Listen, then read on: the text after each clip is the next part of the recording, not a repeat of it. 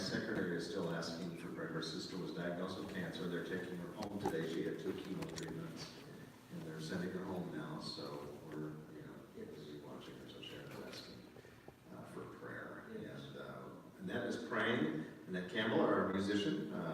We weren't able to get the whole music team out here, and I feel bad about it. But Annette is talking about coming back for the baptisms.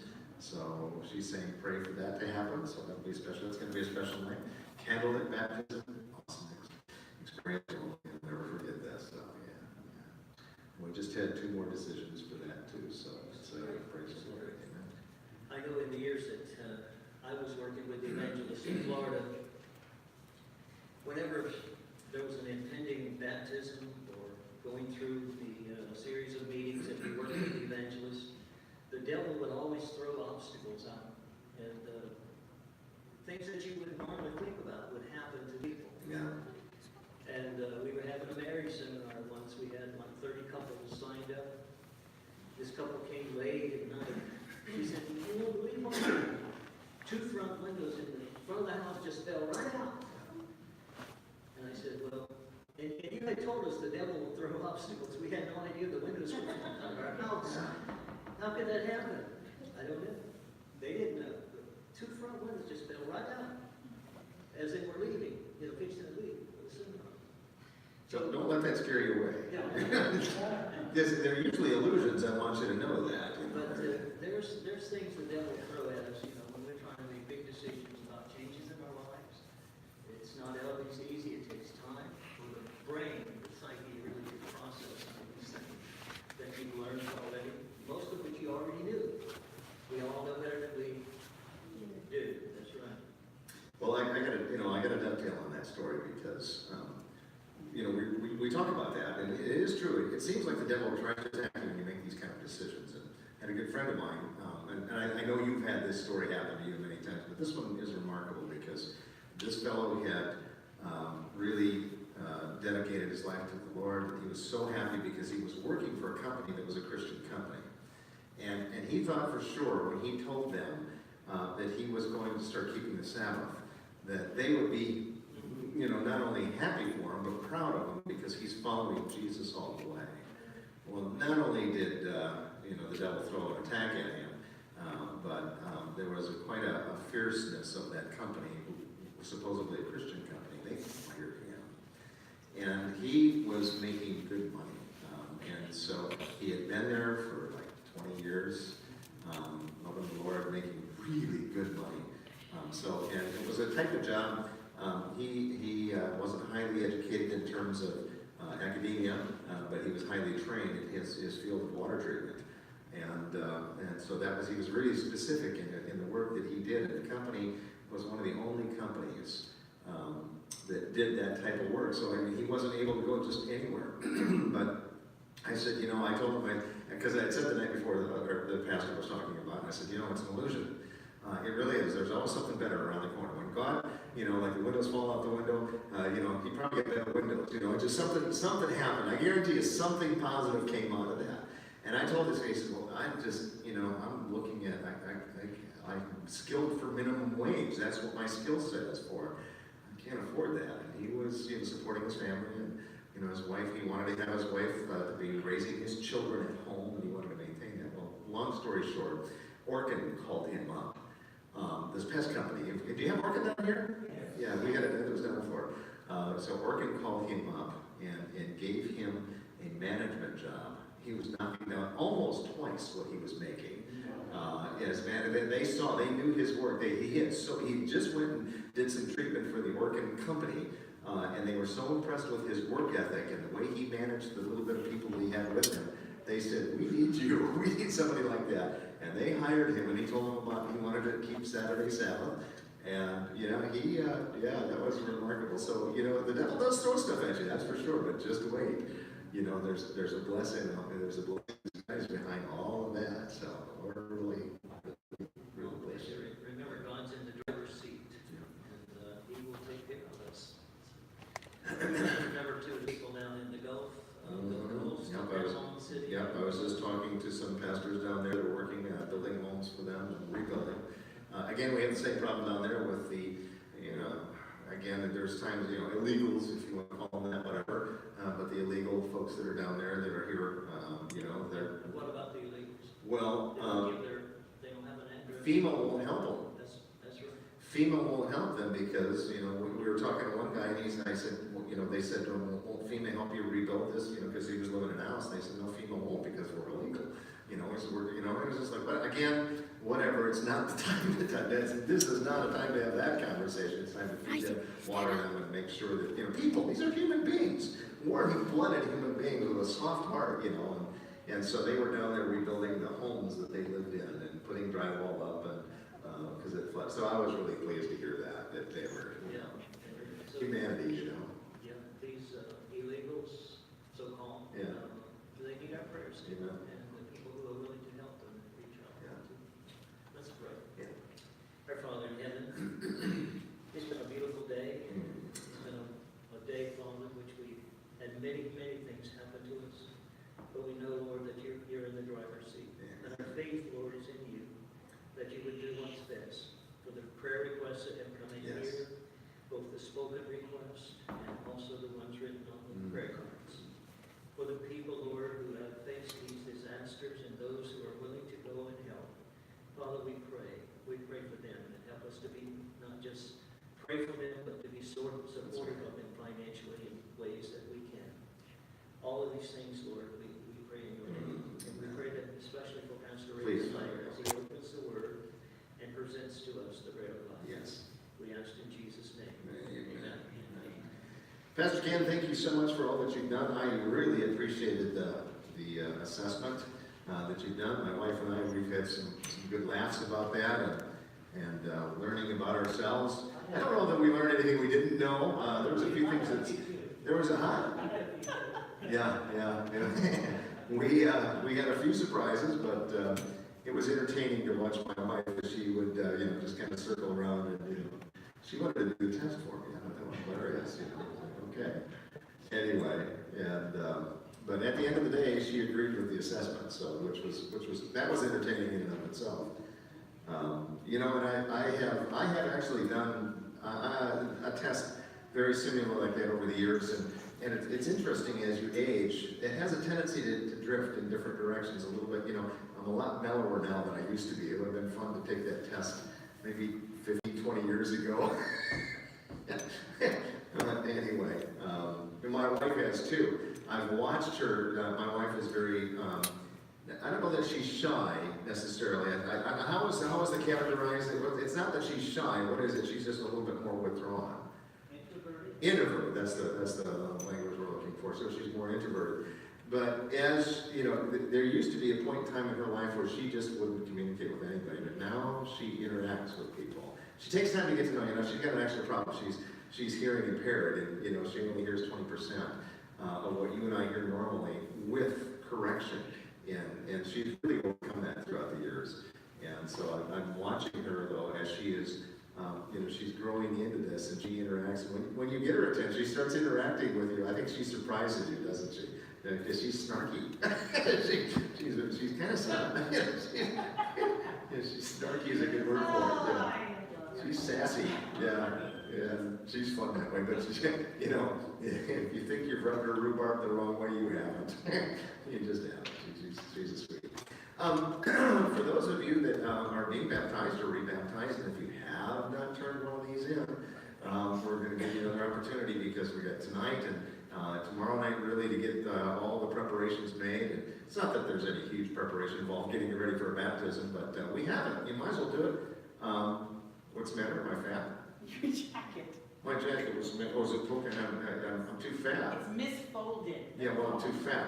I got the thing on my side. I'm eating ice cream after I leave here. Thank you. Anyway, what are you gonna do? What? He's doing that too. What's going on?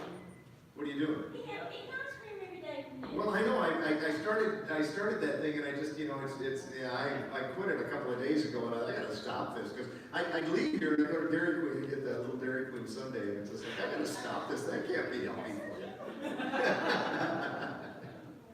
Anyway. But thanks for pointing that out. It gives me more willpower. Anyway, Where was I? Oh, we got a couple of nights. The baptism we have prepared for you is really awesome. So we got a candlelight program prepared just for you. I don't know. Somebody said, well, who's getting baptized? Those that are going to get wet are going to get baptized. That's the ones. So we have a pretty good list so far. We have about 12 or so that are preparing for baptism. So we're praising the Lord.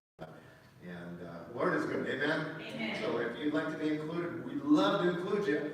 It's right here. Some of the reasons for baptism. I was sharing with somebody else. I was baptized 3 times actually. Once when I was a child, and I loved Jesus, and I knew that I was following Jesus for a good reason. But it was kind of like a relationship, like a little puppy follows a child home from school. You ask that child, why do you love that puppy? And if you can talk to the puppy, you would say, why do the puppy do you love that child? They don't know. They just know they love each other. There's that connection there. And sometimes when you ask children, we want to hear some fundamental answers, like, Jesus died for my sins and those types of things. But if they go to all the nuances of, the 2,300 days and then the sanctuary shall be clean, I don't expect to hear that kind of stuff from children. I expect to hear, Jesus died for me, for my sins, and he's going to help me grow. That's good enough, really. I mean, if they get the Sabbath and they understand that kind of stuff. So that young people, when does that happen? 8, 9, 10, 11 years old, I don't know. I did have one remarkable how many remember the show Doogie Howser? Yeah, a couple of you. Oh, yeah, quite a few of you. Yeah, well, I did have a little Doogie Howser. He was 6 years old, just barely out of kindergarten. 6 years old, sat in the front pew every night, came to the meetings, and just was taking copious notes. And this kid was brilliant. I mean, he was already he wasn't in kindergarten. He was actually in the 3rd or the 4th grade. That's the level of education he was doing. He was plowing through this stuff. And his parents, he would go home and explain the lessons of that night to his mom and dad, which was really interesting. And he could actually draw a chart of the Bible's longest and most amazing prophecy. I mean, he had all the dates down. He knew the day. He knew exactly what happened. He knew when Constantine moved his capital, from Rome to Istanbul. He knew that day. I mean, he was like, 321. Yeah, that's when he did it.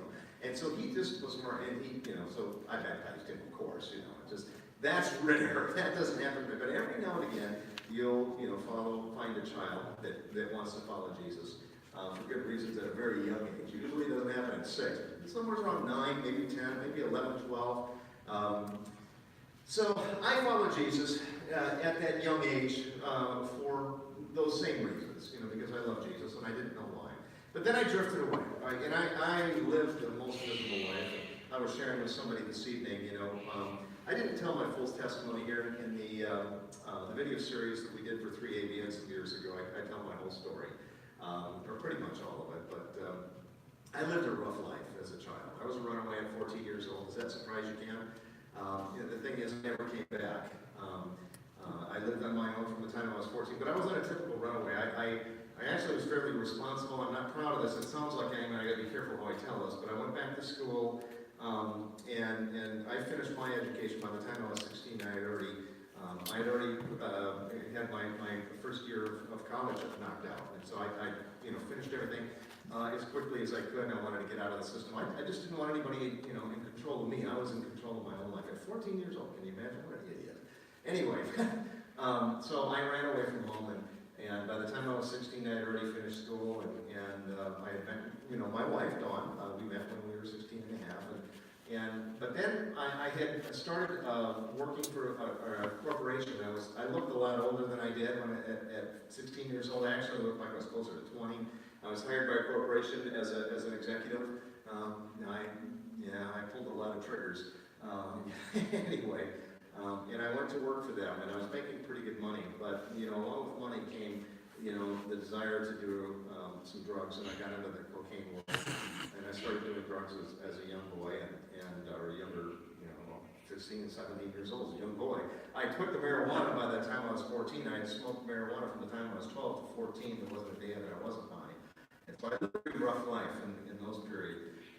But I somehow survived all of that.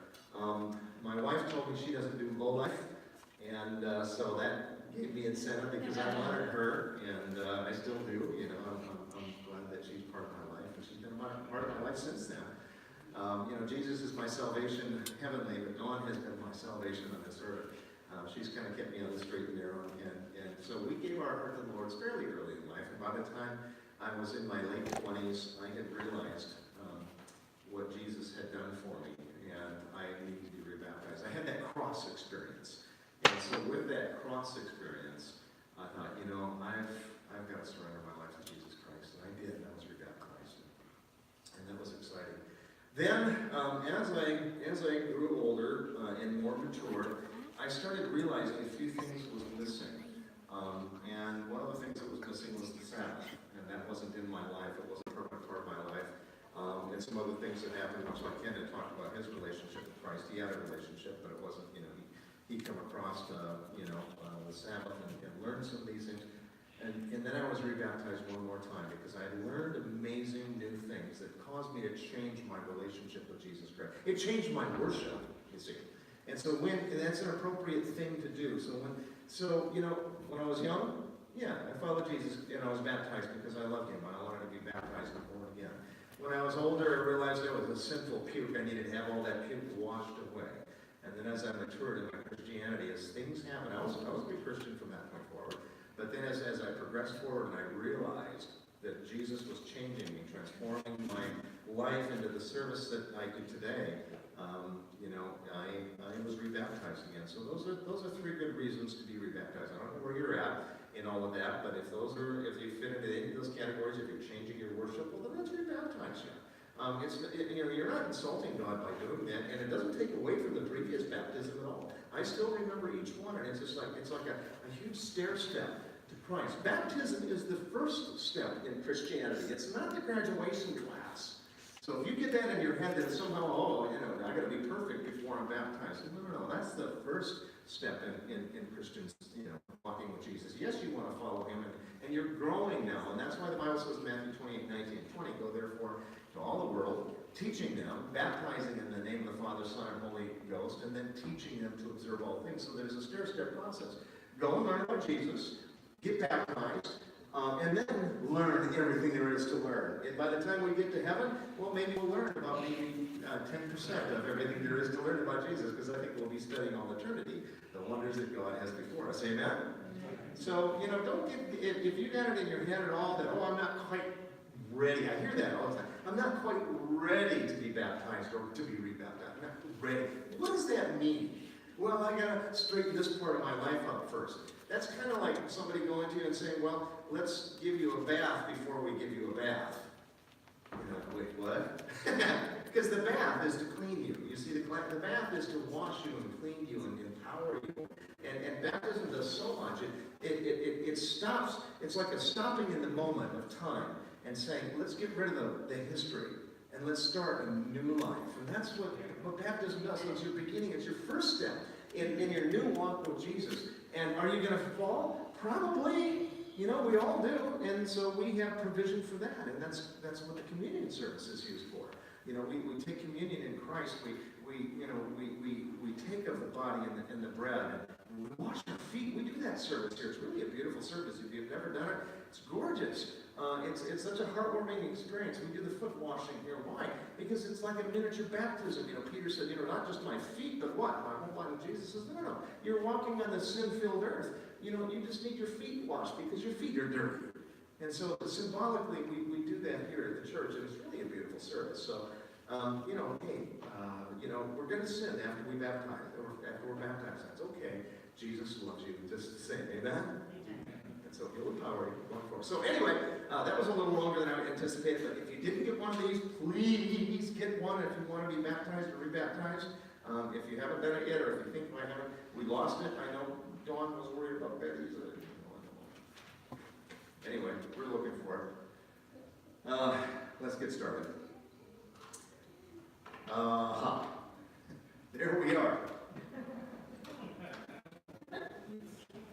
Well, they didn't mean it. Thank you. Kind of makes you wonder how that happened. What's going on there? Is this not working? Oh, I see what happened. Ken, you were struggling with this, weren't you? You know why? It wasn't plugged in. Plugging it in helps. Tonight we're going to talk about what happens to us when we die. This one really should be straightforward. It really should be. And I've never really understood why Christians don't get this.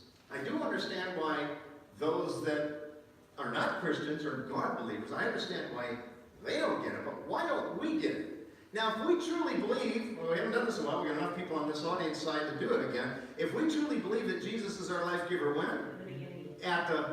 And if we truly believe that, then we understand that all life comes from whom? Then the reverse of that would be death. Death is not something that comes from Jesus. All life comes from death, and if we sever, all life comes from Jesus, and if we sever that, the natural result of that would be what? Death. Just like a baby, if he or she was able to sever that umbilical cord from its mother's womb and say, you know what, Mom, I'm going to do this on my own, and grabs a pair of scissors out of its back pocket, not that it has one, but, cuts that the umbilical cord, and what's going to happen?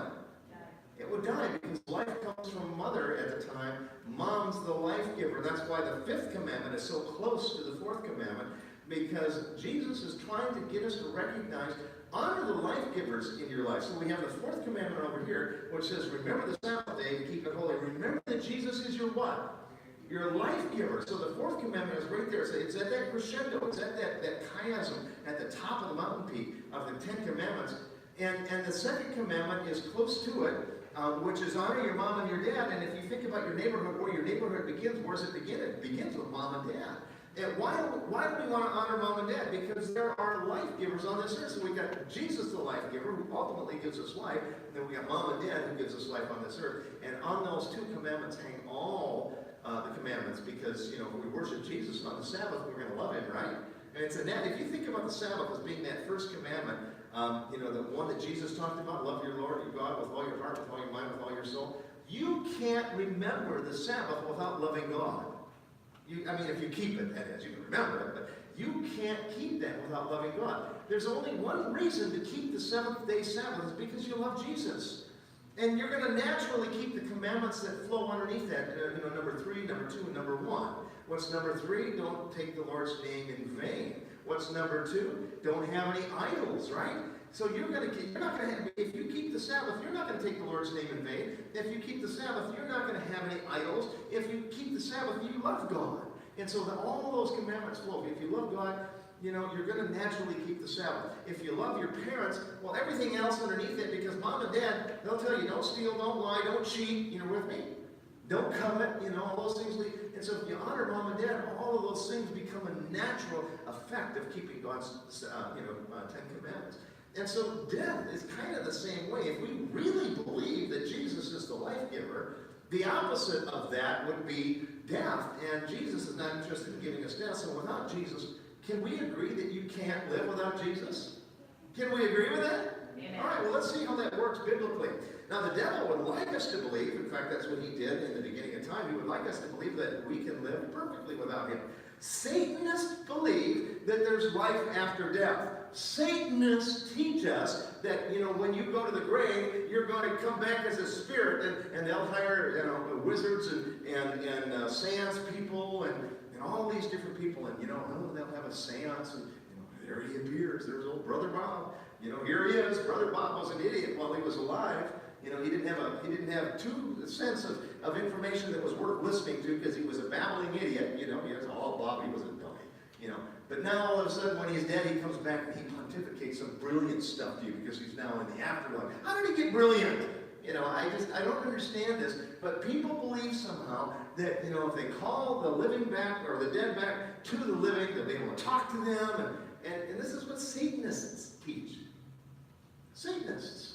Bestseller stuff, in bookstores are these Satanistic things, the occult, afterlife experiences.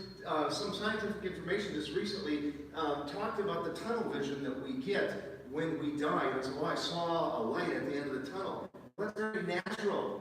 People see that when they're going into surgery, and there's been some recent medical discovery that's just a real natural thing, because your eyes, your vision just kind of peripherally starts going away. And I don't know if that's called macular degeneration or what it is, but you're just periphery, and then you see more, less and less around you, and the light gets brighter in the center, because that's all you see. That's a real natural phenomenon if you are losing consciousness. It's just normal. It's not a matter of, do you see Jesus right then and there? Because I'm going to throw this out there real quick so you don't think I'm goofy in the head. But if there's a resurrection, what are you doing when you die? You either believe in the resurrection or you don't. Now, I'm a believer in the resurrection. I believe that people will be resurrected. There's no doubt. God put us together. He can put us back together again. The big question is, when does that happen? We'll look at that here tonight. Isaiah 8:19 says, "And when they shall say unto you, seek unto them that have familiar spirits, unto the wizards that peep and that mutter, should not a people seek unto their God from the living unto the dead?" It says, "To the law of the testimony, if they speak not according to this, because there is no light in them." It doesn't say there isn't any truth in them. It says there's no light in them. So we don't want to go to Satanists or seances or anything like that. We want to follow what Jesus has to say. So again, we're studying a little bit of a theological doctrine here. So if we're going to study theology, where do we want to take it? Right back to the beginning of time, right? So if we're going to study theology, let's go back to the Garden of Eden. The question is life and death. What happens to us when we die? Well, first off, the devil tells his first lie. He tells Eve, go ahead and eat of the avocado, because if you eat it, you shall surely not what? You're just not going to die. Well, was that a lie or was that the truth? But yet, how many Christians today believe that lie? And you'll see in a minute how they do it. And so they hide their eyes from God's truth. Here's something that Satanists believe, spiritists say, that spiritualism says that the dead know more than the living. And the serpent unto the woman said, ye shall surely not die. They claim in this, as many other Bible passages, the devil told the what? The truth. This is what Satanist people believe. People that worship the devil, spiritisms, all these, they believe, the devil doesn't tell the truth, ever. He's kind of like that old joke, the old joke about the politicians. How do you tell when a politician's lying? When his lips are moving, when he's talking, man. Or her, now today. Ye are of your father the devil. The lust of your father you will do. He was a murderer from the beginning, and he bowed not in the truth, because there is, read with me, there is no what? Truth in him. Anything he says is a lie. It's just a lie. When he speaketh a lie, he speaketh of his own, for he is a liar and the father of it. That's the only thing he's given birth to, is lies. Spiritism claims, number one, that the dead are not dead. The fundamental principle of Spiritism is that human beings somehow survive bodily death. And that occasionally, under conditions not yet fully understood, we can communicate with those who have gone before. Number two, Spiritism claims that the dead communicate with the living. Here's what Sir Oliver Lodge said. He says, there is no death in the graveyard. I have frequent talks with the dead. I cannot doubt that people live after death, for I frequently talk with them. And so the Catholic Church also believes this. Of course, they have you praying to whom? All the saints. Grandma dies, and my patron saint's my grandma. She hasn't been beatified yet, but I'm sure the Pope is going to make her a saint one day. And they pray to these dead grandmas and grandpas and these old people and Santa Claus and all that stuff. They're praying to them. So this is in Richmond, Virginia. How many been to Richmond? Maybe you've seen this grave. In Richmond, Virginia, there's a graveyard there, and it's Paul Adams. Paul Adams evidently had a sense of humor. I like people that have a sense of humor. I have told my wife, if you do bury me, if you don't cremate me, whatever, I don't care, you can stick me out in the trash. Somebody will throw me away. It doesn't matter to me, I'm dead. But if you do have to put me in a graveyard and you put a gravestone on my, give me a funny epitaph. I want something hilarious on there. And so evidently Paul Adams had that, because he wrote this on his grave, or he had it written on his grave. Stop, my friends, as you go by. As you are now, so once was I. As I am now, you soon shall be, so prepare yourself to follow me. So we caught this little boy riding by on his bicycle, and he scratched out these words on crayon on Paul Adams' grave. He says, to follow you I am not content until I know just where you went.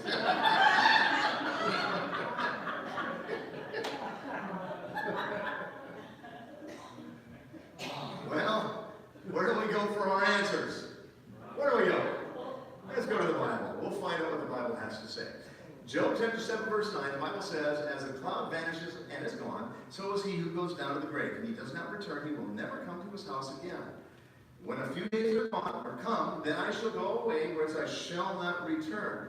So Job understood it. The Hebrews, Paul understood it. And as appointed unto men once to die, but after this the judgment. So we'll take a look at this and what this all looks like. So let's go to the Garden of Eden and see how God made man.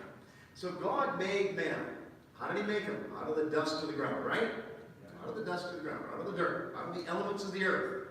So when you take those elements, here it is, let's read it, Genesis 2, verse 7. And the Lord God formed man out of the dust of the ground. And he breathed in his nostrils the breath of life, and man becomes a what? A living soul. Now, there's a couple of words that are used there, and I've given you that in the study list. I've given you the words. There's two words that are used. There's neshama, and then there's ruach. Ruach is a spirit or a wind. A neshama is a breath, so you can breathe something. So God, neshama, he breathed into the nostrils the ruach HaKodesh.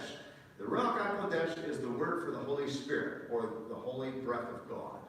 And so God breathes into the Adam and Eve's nostrils the ruach HaKodesh, or the Holy Spirit. And man becomes a living soul. So it takes a couple of things happening here. It takes the elements of the earth plus what? God's breath. Dust, or the Spirit of God, equals a living soul. So the elements of the earth, or the breath from God. Does that make sense? Man becomes a living soul. You don't have a soul. As long as you are alive, you are a soul. You are a soul. It's not something you have, it's what we are. We are a soul. When I filed a flight, somebody asked me, did I file when we came over here? No, we didn't need to file a flight plan coming over here because we stayed local at the airport. We followed rules at the airport. We just stayed in the pattern, and we followed airport rules. But when I file a flight plan, if I'm going from one place to another, and if it's any significant distance, I'll file a plan, and they'll how many souls on board, and I'll say 1, 2, 3, 4, 5, 6, whatever. However many souls are on board, and that includes me, because I'm a soul too. So how many souls are on board? Well, there's 4 of us. Okay, great. 4. They don't need to know the names. They just need to know if something should happen. How many people are we looking for? So there's 4 souls on board. And so we are a soul. Death would then therefore be creation reversed. Does that make sense? Sure. So let's read about it. Then shall the dust return to the earth as it was, and the spirit shall return unto God whom what? Whom gave it. That's found in Ecclesiastes chapter 12. So Ecclesiastes tells us, Moses tells us, Solomon tells us rather, that the dust shall return to the earth as it was, and the Spirit of God, or the Ruach HaKodesh, returns unto God who gave it. And so the soul comes apart until God puts us back together. So all the while, my breath, or my neshama, is in me. The neshama of God, or my spirit, is in my what? Nostril. So while you breathe, while you're moving air around, you can bet it's the Holy Spirit that's keeping you alive, because Jesus is the life giver when?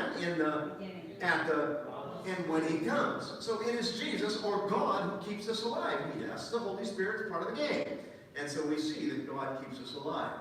So now moving forward. Put not your trust, the psalmist says, put not your trust in princes, nor the Son of Man. Now this is talking about offspring of me and you and everybody else. It's not talking about Jesus Christ. Lowercase Son of Man. The Son of Man, whom there is no help, his breath goeth forward. His neshama goeth forward. He returneth to the earth. In that day his thoughts what? It doesn't say that they continue on. It says that in that day his thoughts perish. Well, we'll be resurrected again. Don't worry about it. So dust is creation reverse. Dust minus the Spirit of God equals a corpse, or the elements of the earth minus the breath of God equals a what? Dead body. Make sense? Pretty simple. It really is. Why people don't get this, I don't know. Ecclesiastes 9:5 kind of seals it up. For the living know that they shall die, but the dead know everything. No, they don't know nothing. Why? Because they're dead. How much do you know when you're unconscious? When you're totally out? Unless you're dreaming, you don't know nothing because you're totally out of it. Well, that's what's happening when you're dead. There's no passage of time. There's no thought process. There's nothing going on. There's no pain. There's no sorrow. There's no suffering. There's no dreaming. You're just unconscious. And how many of you have gone to sleep and you're extremely exhausted? You've hit that pillow and you've set the alarm for 6 o'clock in the morning. I did that this Sunday morning to do the flights. I was totally exhausted. I couldn't get to sleep until about, probably 1 o'clock, 2 o'clock in the morning. And then all of a sudden, that alarm clock goes off at 6 a.m. I hit that pillow, and it wasn't 20 seconds later that alarm was going off. Well, was it 20 seconds later?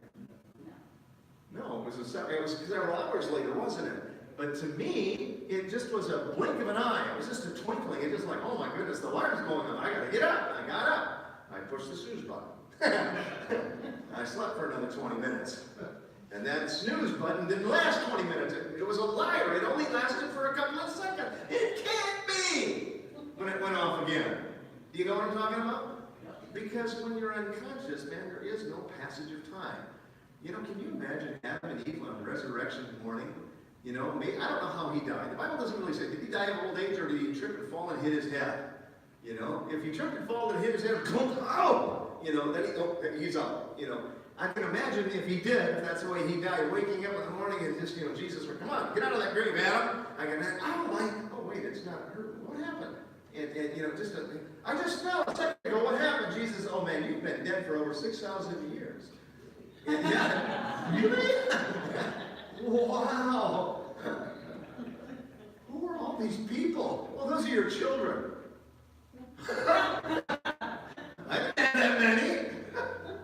Can you imagine his surprise? I mean, it's just in that blink of an eye. That's what death is like. And so it's in a twinkling of an eye. That's what the Bible talks about. So let's take a look at it. The dead praise not the Lord, neither did any go down in silence. By the way, that's not a rule. That's not a rule. That's a fact.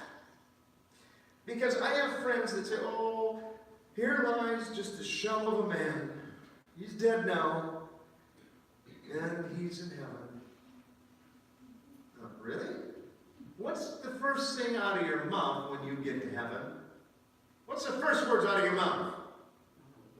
You wake up, there you are in heaven. What is it? Say it. Thank you. What's the first word? Praise the Lord. No, you're not allowed to say that. Are you with me? This isn't a rule. It's a fact. Why would you know, because if it's a rule, you're not, you know, so you're not allowed to praise the Lord. You're not allowed to praise the Lord. You're not allowed to do it. Well, why not? Because the Bible said so. Well, and you know, it's because, no, you're not going to heaven right then. You are promised heaven. And as far as you were concerned, now, as far as you're concerned, it's going to be like that. Because you're concerned, you hit your head down, and 6,000 years later, there I am. No passage around. He's moving through time at faster than the speed of light right now. And so the reason you don't praise the Lord is because you're not there. And so if you're not in heaven right away, when does that happen? Well, it happens on resurrection morning. Why do we teach about resurrection morning if there isn't going to be one? And many people say, well, that's when you return to your body. So I'm going to be in heaven without a body? What am I doing without a body? Well, you're floating around having a good time. You know, you're on a cloud and strumming your harp and humming and strumming it. But I don't have a body. What am I using? Oh, you're thinking about it. Well, I'm going to be missing my body. Well, yeah, you're going to be missing it. That's why God's going to have the resurrection morning. And I'm like, so I'm going to be in heaven anxious for my body. Yeah, you're going to be in heaven. You're going to, well, no, you're not going to be. You're going to be in heaven. But where's my body? Well, it's in the ground according to the Bible. And that's why they have the resurrection. That doesn't make sense to me. So I'm going to get to my body and say, well, now I'm going to be happy, and then God's going to put me in my body, and everything's going to be made whole. Well, no, it's not going to be like that. So I'm not going to want my body. Well, we're not saying that either. Well, what are you saying? I'm either going to want my body, or I'm not going to want my body. What's the point of the resurrection? And then they say, well, let's just not talk about it anymore. And that's the argument I get from theologians all the time that teach that you go to heaven right away. It's nonsense.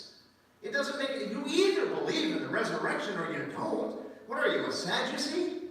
See, the Pharisees and the Sadducees, there were two different tribes in the Sanhedrin. There was Pharisees and the Sadducees. And the Pharisees, they believed in the resurrection. What did the Sadducees believe in, Pastor? No way. They didn't believe in the resurrection. That's why they're sad, you see.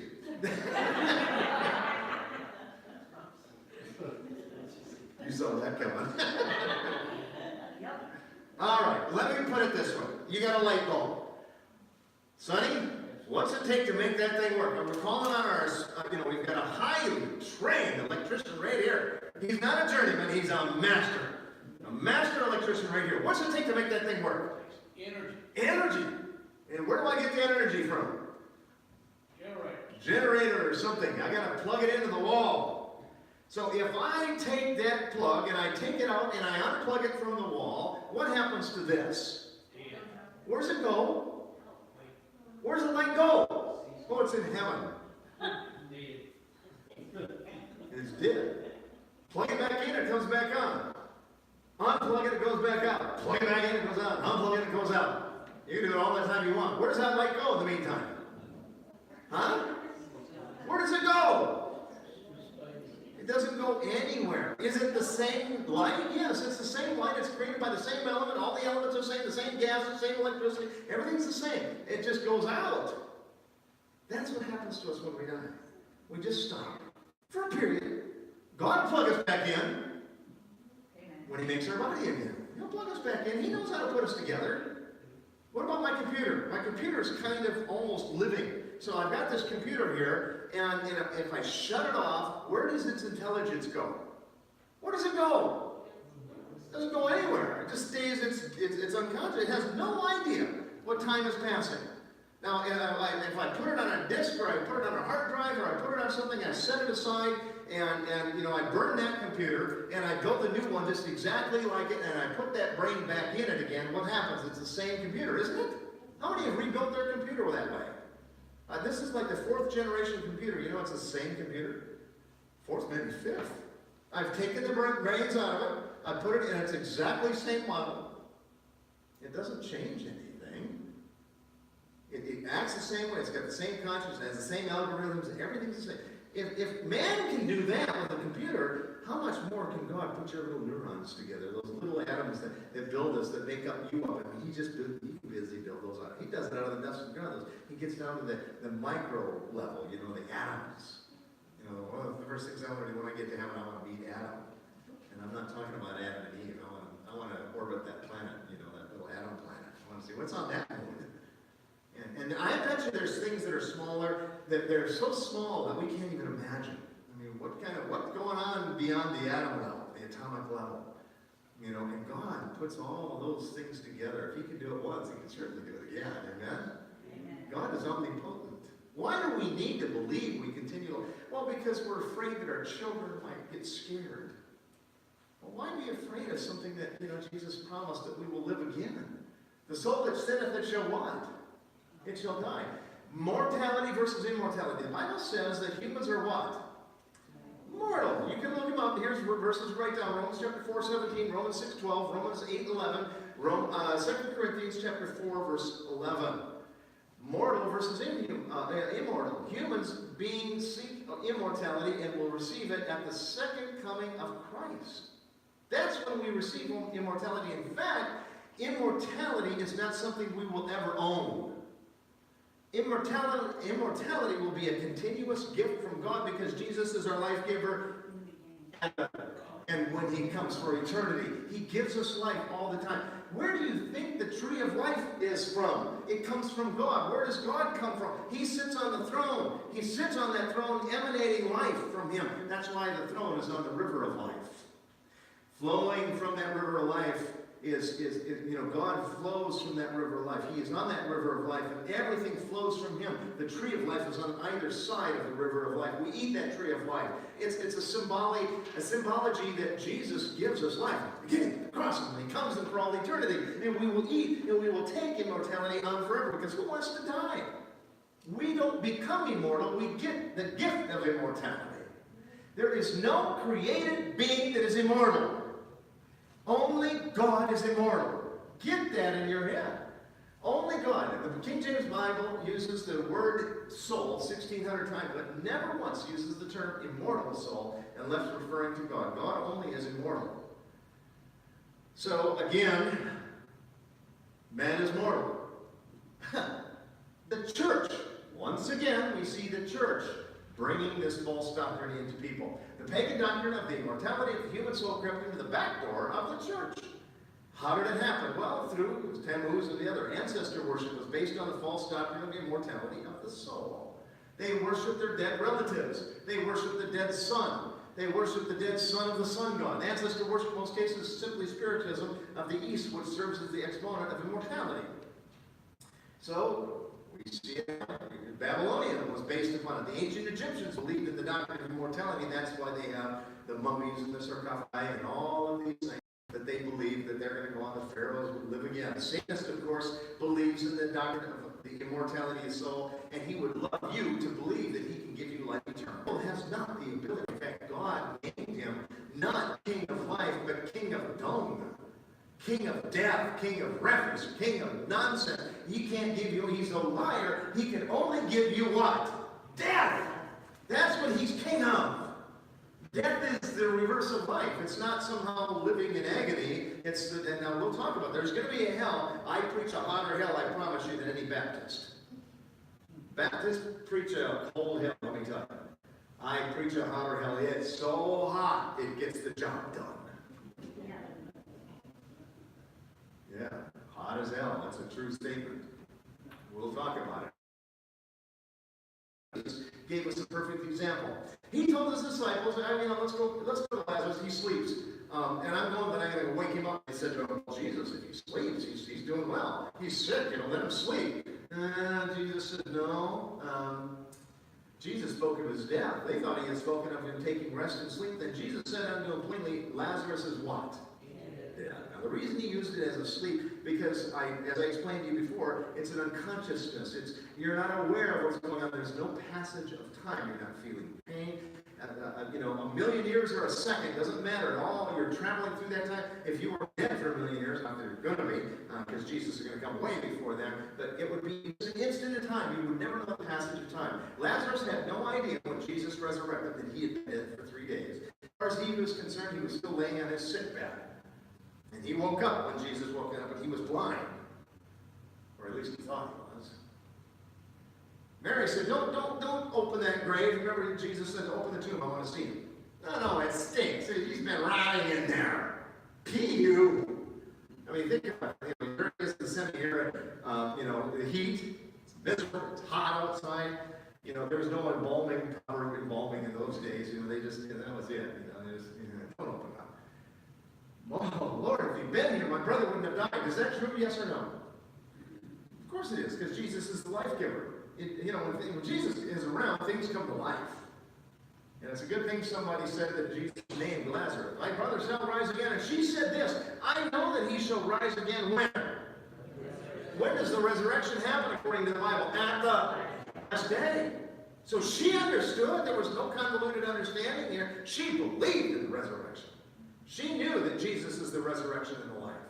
And Jesus says, I'm here to give you life right now. And one author said that I'm glad he called Lazarus by name, because had he said, just come forth, every grave would have opened up. Because when Jesus speaks about life, all things that are dead become alive. Amen? Amen.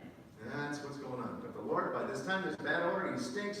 Been in there for 4 days. Oh, my goodness. Wake up, Lazarus. If Lazarus was in heaven, see, this is the thinking. Jesus has come that we may go to heaven, right? We die, we go to heaven, right? If Jesus resurrected Lazarus, brought him back down from heaven, well, that was just mean. Don't you think? I mean, can't you see? There he is, Lazarus. All of a sudden, he dies. And Peter's at the door there, the bells are ringing, and the choir is singing, and whoa, this is pretty cool, man. Where am I? Oh, you died, Lazarus. You're in heaven. Because Lazarus was a friend of Jesus, yes or no? Where do friends of Jesus go? They go to heaven, right? Right? Oh, this is awesome. There it is. Look at that down there, the river of life. And it just flows all the way up here. Oh, wow. Way above me's the tree. Look at there's the throne of God. That's remarkable. And Lazarus is just about, he's sitting up a little, he's going to grab that mango right there. He's just got that low-hanging fruit. He says, man, that looks good. Can I have one of those? Peter says, yeah, go grab you one of those mangoes, man. And he's just about, you ever grab a piece of fruit that's just out of you can just touch it with your fingertips. Maybe he's got his fingertips on it, and he's touching it, and all of a sudden, Lazarus, come forth. Poof! And now he's in the dark. I'm blind! What's that smell? Oh, you've been dead for 4 days, Lazarus. Oh, golly, that's putrid. Why does my back hurt again? I thought it was over then. Well, Jesus called you down from heaven. He brought you back to life. Well, why? I would say, where do you read about that in the Bible? You know why you don't read that in the Bible? Because that's not what happens to us when we die. Yeah. Come on, beloved. This is simple, straightforward stuff. Why Christians don't get this, why do we teach anything else is beyond me. but yet we do. Jesus called Lazarus forth from the grave. In a way, that was kind of mean too, because he was out of pain. So, I guess if I should die, leave me dead. It should happen. I'm okay with that. I'll wait till Jesus comes. It's okay. I'm not going to know how much time is going by. It's just going to, in a blink, it's just going to be, there Jesus is. What kind of heaven would it be for a mother to have died and watched? Now, this isn't abuse by any means. Spanking, some children need spanking. I get that. That's okay. But I didn't want to put real child abuse there. It's just not right to look at. But if a mother had died and she remarries and another mother maybe takes the children and this new mother is abusing the children. Again, I don't want you to the Bible talks about it's okay to spank your child from time. I don't want to do it. Anyway, how would you feel as a mommy looking down on your children from heaven, seeing the abuse? And there's some of you in here that have had abuse in your life. And could you stand that watching somebody else abuse your children? Would that be heaven to you? That would be torture. Does it happen? Do those things happen? Yes, they happen. I shall be satisfied when I awake with thy likeness. When do you awake? At the coming. And the days will be fulfilled that thou wilt sleep with thy fathers. Sleep. Until when? Until that resurrection morning. So what happens? 1 Thessalonians 4:16. And this is the verse I use at every funeral. I've never failed to use this verse. According to the Lord's own command, we tell you that you who are still alive and are left till the coming, when does it happen? To the coming of the Lord, we will certainly not precede those who have fallen asleep. Because the dead in Christ will rise first. So, the dead in Christ, the Lord himself will come down from heaven with a loud command, with the voice of the archangel, with the trumpet call of God. And what happens? And the dead in Christ will be resurrected to life. That's when we come back to life at the second coming of Jesus Christ. If you should die before then, and all the people that have fallen asleep in Jesus' name, and if they have fallen asleep in Jesus' name, and they're that's when they're going to be resurrected. Now, you say, well, what about, what's his name? Enoch. Isn't he in heaven? Yeah, God took some people to heaven that never tasted death. God resurrected Moses to go to heaven. So yes, there are a couple there. Jesus did that. Now, there's something called first fruits, and I'm not going to go down this very long.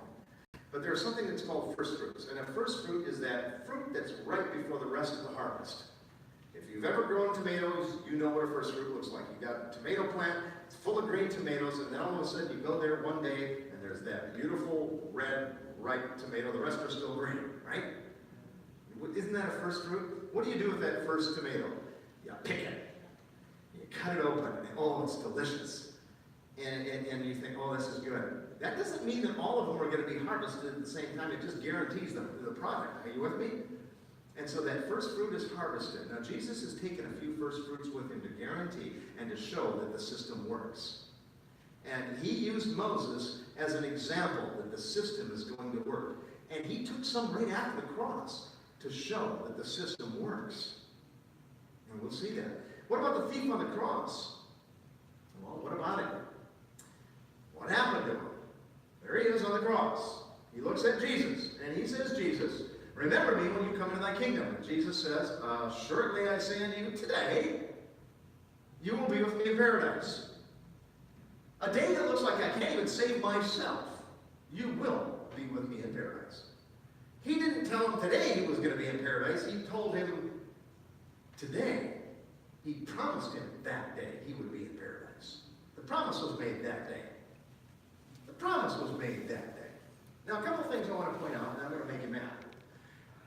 Here's the Greek. Jesus, ipo, amen, lego, semeran, paradisos. What does that mean? Jesus spoke, surely let it be so. I tell you the truth, this day you will be with me in paradise, or Eden. That's what Jesus said. I'm telling you. Now, a couple things. Jesus didn't go to paradise that day, did he? So he didn't take him to paradise that day.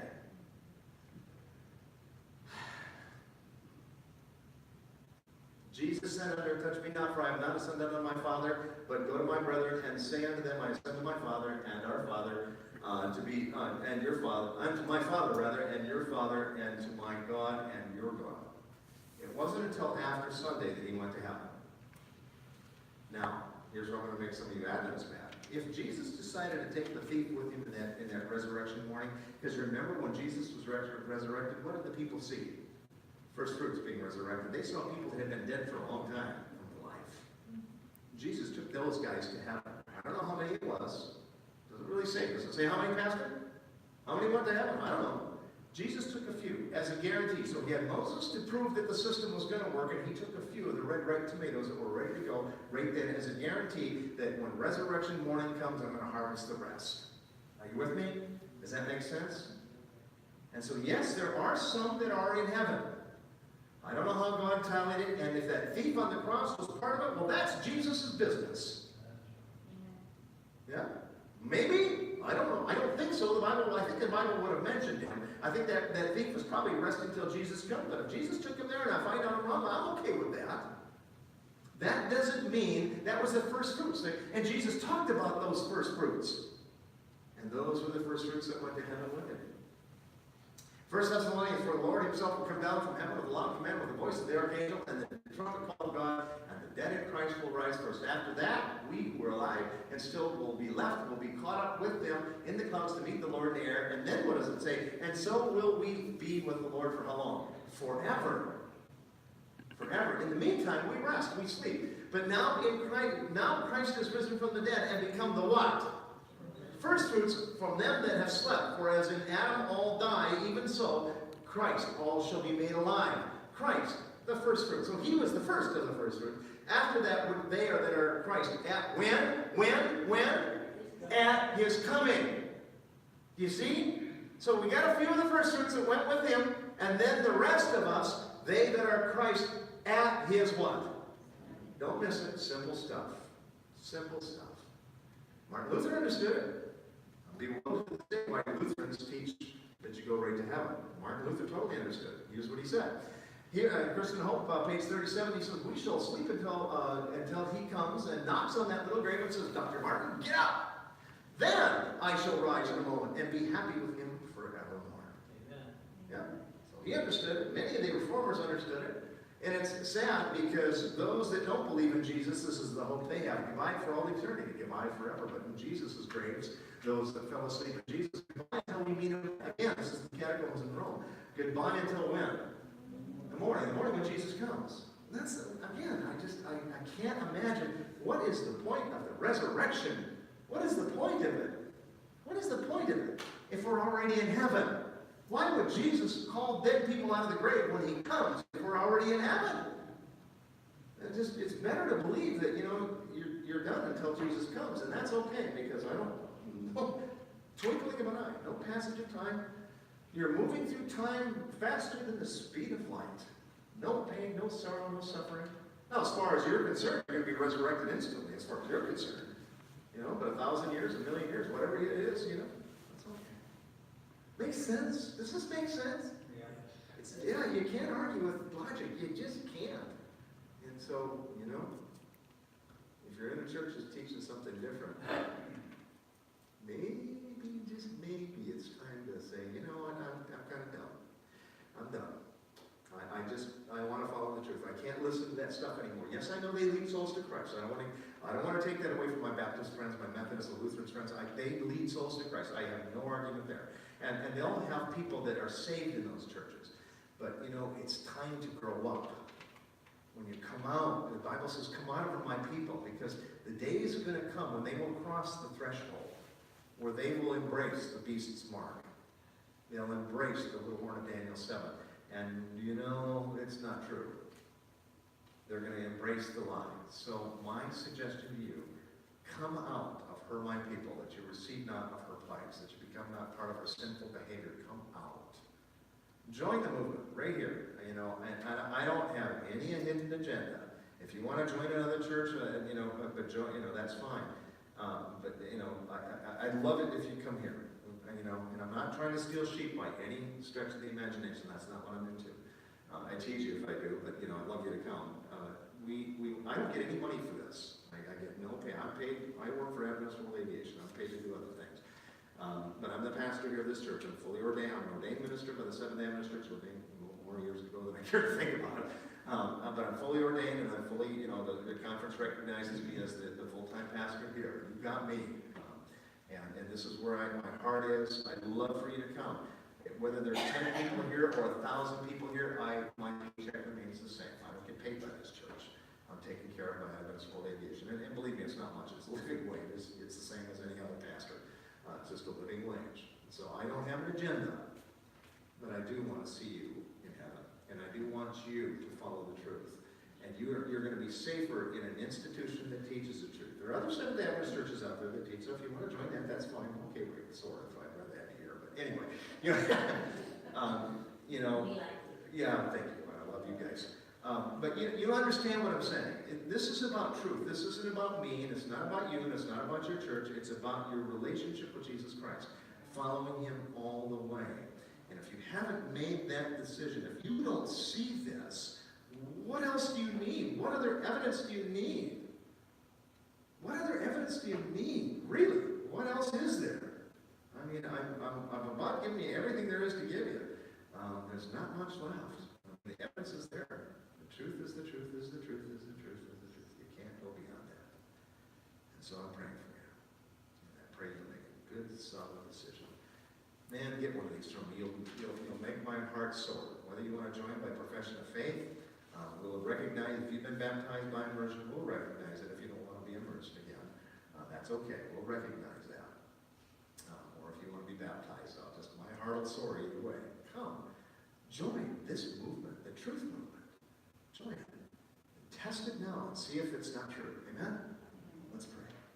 Father in heaven, thank you for loving us. Thank you for the truth and giving us a more sure word. And I pray a blessing on these, your people. Guide them, protect them.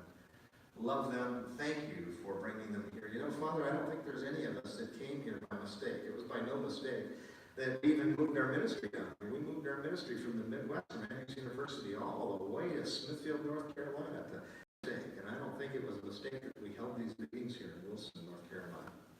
I don't think it's a mistake that these people came to these meetings to hear the wonderful words of Jesus, the truth, and the whole truth. And so, Father, I pray that you bless them. Help them see. If there's anybody here struggling, Father, send your Holy Spirit. Fill their lives in such a mighty way that that's just all they can think about is the Holy Spirit and the truth is our prayer. In Jesus' name, we all say. Amen.